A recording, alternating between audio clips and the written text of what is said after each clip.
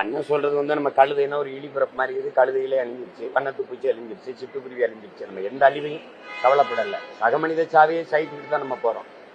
நாய்களை முற்றில் முழுதான் ஒழிக்கிறது என்ன பேராவத்துக்குன்னா எலிகள் பெருகும். அப்ப பிளேக் நோய் வரும். இந்த நோய் அதிகரிக்குதுன்னா அந்த நோய் வரும். எதையும் ஒரு சமநிலையில வைக்கணும். அப்ப அதை முறையா மாநகராட்சி நாய்களை எடுத்து அதுக்கு தடுப்பூசி போட்டு அது பண்ணணும். அதுக்காக நீங்க என்னன்னா தெரு நாயின்னு நீங்க சொல்றீங்க. அதுதான் நம்ம வீட்டு நாய், அதுதான் நாட்டு நாய்.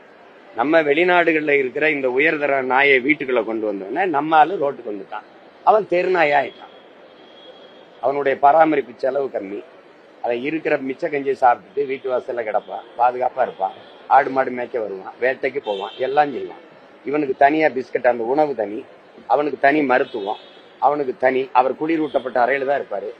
அவர் ஒரு குட்டி, ஒரு நாய்க்குட்டி 25-20 1 லட்சம் வரைக்கும் இருக்கு. இது ஒரு பெரிய சந்தை.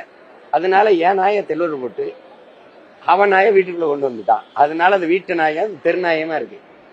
இதான் நாய், நம்ம நாய். அது உரிய பராமரிப்பு இல்லாதனால அது எண்ணிக்கை பெருகிருச்சு. இங்க போவோர் வருவர்கள்லாம் அது கொஞ்சம் கறியை வாங்கி போட்டு பழக்கி விட்டோம்னா அதை ஒரு இந்த நாய் பராமரிப்பு ஒரு பெருமைக்கா அது என்ன செய்யுது, அதை சாப்பிட்டு பழகிடுது.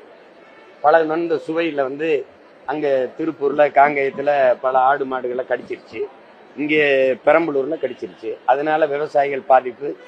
அதுக்கெல்லாம் நாங்க அறிக்கை கொடுத்து பேசணும். அரசு இது பொறுப்பா எடுத்து அணுகணும். அதுக்காக நாயை முற்று முழுதான் ஒழிச்சிருதுங்கிறது ஏழ்மையை ஒழிக்கணும்.